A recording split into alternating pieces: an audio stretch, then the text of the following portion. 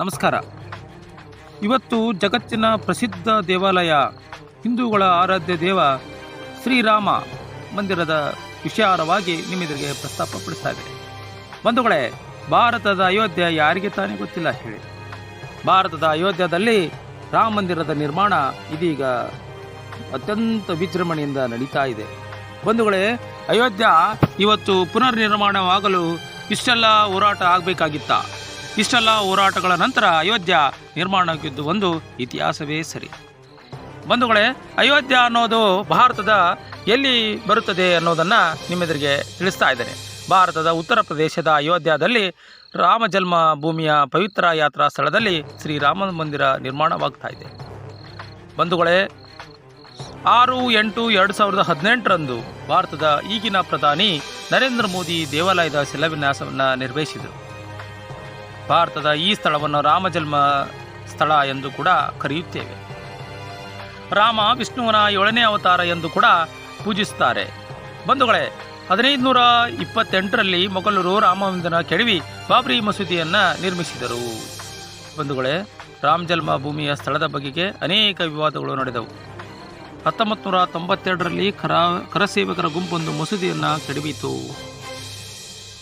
ಈ ದೇವಾಲಯದ ನಿರ್ಮಾಣದ ಹೊಣೆ ಶ್ರೀರಾಮ ಜನ್ಮಭೂಮಿ ತೀರ್ಥಕ್ಷೇತ್ರದ್ದು. ಗುಜರಾತಿನ ಸೋಂಪುರ ಕುಟುಂಬ ಈ ದೇವಾಲಯವನ್ನು ವಿನ್ಯಾಸಗೊಳಿಸಿದೆ.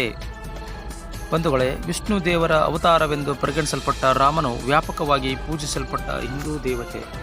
ಪ್ರಾಚೀನ ಭಾರತೀಯ ಮಹಾಕಾವ್ಯದ ರಾಮಾಯಣದ ಪ್ರಕಾರ ರಾಮನು ಅಯೋಧ್ಯದಲ್ಲಿ ಜನಿಸಿದನು ಎಂದು ಹೇಳಲಾಗುತ್ತದೆ.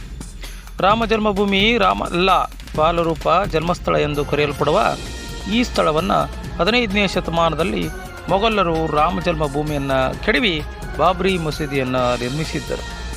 ಹಿಂದೂ ದೇವಾಲಯವನ್ನು ಧ್ವಂಸ ಮಾಡಿದ ನಂತರ ಮಸೀದಿಯನ್ನು ನಿರ್ಮಿಸಲಾಗಿದೆ. ಹಿಂದೂ ಹೋರಾಟವನ್ನು ಆರಂಭಿಸಿದರು.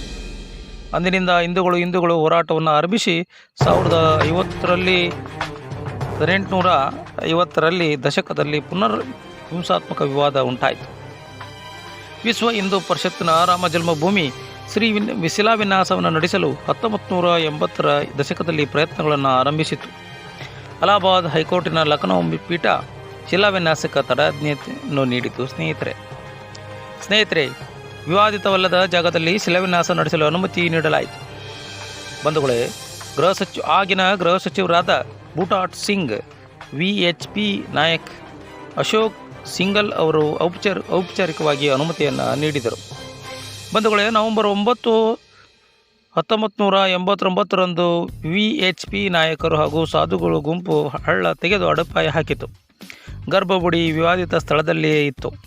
ಬಿಹಾರ್ ಮೂಲದ ದಲಿತ ನಾಯಕ ಶಿಲಾನ್ಯಾಸ ಮಾಡಿದ ಮೊದಲ ಜನರಲ್ಲಿ ಒಬ್ಬರಾಗಿದ್ದರು.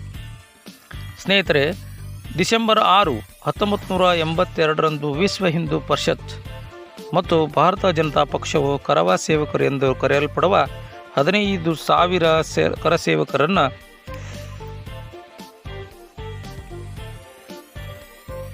ಕರಸೇವಕರ ಗುಂಪೊಂದು ಇದನ್ನು ಮುನ್ನೆಲೆಗೆ ತಂದಿತು. ಶೋಭಾಯಾತ್ರೆ ಹಿಂಸಾತ್ಮಕವಾಗಿ ನಡೆಯಿತು. ಕರಸೇವಕರು ಭದ್ರತಾ ಪಡೆಗಳನ್ನು ಲೆಕ್ಕಿಸದೆ ಬಾಬ್ರಿ ಮಸೀದಿಯನ್ನು ಉರುಳಿಸಿದರು. ತದನಂತರ ಭಾರತದ ಹಿಂದೂ ಮತ್ತು ಮುಸ್ಲಿಂ ಸಮುದಾಯಗಳ ನಡುವೆ ಹಲವಾರು ತಿಂಗಳ ಗಲಭೆ ಉಂಟಾಯಿತು. ಕನಿಷ್ಠ 2,000 ಜನ ತಮ್ಮ ಪ್ರಾಣವನ್ನು ಕಳೆದುಕೊಂಡರು. ಸ್ನೇಹಿತರೆ, ಮುಂದಿನ ದಿನಗಳಲ್ಲಿ ವಿವಾದಾತ್ಮಕ ಭೂಮಿಯ ಕುರಿತಾಗಿ ಸುದೀರ್ಘ ಕಾನೂನು ವಿವಾದಗಳು ನಡೆದವು. ಸ್ನೇಹಿತರೆ, ದೇವಾಲಯದ ದೇವತೆಯಾದ ರಾಮಲ್ಲ ಹೆಸರಿನಲ್ಲಿ 1889ರಲ್ಲಿ ದಾವೆ ಹೂಡಲಾಗಿತ್ತು. ಸ್ನೇಹಿತರೆ, ಅವತ್ತಿನ ಹಿರಿಯ ವಕೀಲರಾದ VHP ನಾಯಕ್ ತ್ರಿಲೋಕಿನಾಥ್ ಪಾಂಡೆ ರಾಮಲ್ಲನ ಪ್ರತಿನಿಧಿ ಆಗಿದ್ದರು.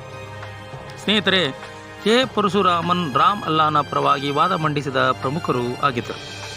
ಅಯೋಧ್ಯೆ ವಿವಾದದ ಕುರಿತು 2019ರಂದು ಸುಪ್ರೀಂ ಕೋರ್ಟ್ ತೀರ್ಪು ನೀಡಿತು. ಸ್ನೇಹಿತರೆ, ವಿವಾದಿತ ಭೂಮಿಯನ್ನು ಸರ್ಕಾರ ರಚಿಸಿದ ಶ್ರೀರಾಮ ಜನ್ಮ ತೀರ್ಥ ಟ್ರಸ್ಟ್ಗೆ ಹಸ್ತಾಂತರಿಸಲು ನಿರ್ದೇಶ ಆಗಿತ್ತು. ಹಾಗಾಗಿ ಇವತ್ತು ಮತ್ತೊಮ್ಮೆ ಆ ವಿಚಾರ ಮುನ್ನೆಲೆಗೆ ಬಂದು ನಾವು ಶ್ರೀರಾಮ ಮಂದಿರದ ವಿಚಾರವನ್ನು ನಿಮ್ಮೆದುರಿಗೆ ಪ್ರಸ್ತಾಪಪಡಿಸ್ತಾ ಇದ್ದೇನೆ. ಸ್ನೇಹಿತರೆ, ಮತ್ತಷ್ಟು ವಿಚಾರವನ್ನು ನಿಮ್ಮೆದುರಿಗೆ ಪ್ರಸ್ತಾಪಪಡಿಸ್ತಾ ಇದ್ದೇನೆ. ರಾಮ ಹಾಗೂ ಅಯೋಧ್ಯ ಈ ವಿಚಾರವನ್ನು ಮತ್ತೊಂದು ವಿಡಿಯೋದಲ್ಲಿ ನಿಮಗೆ ಸವಿಸ್ತಾರವಾಗಿ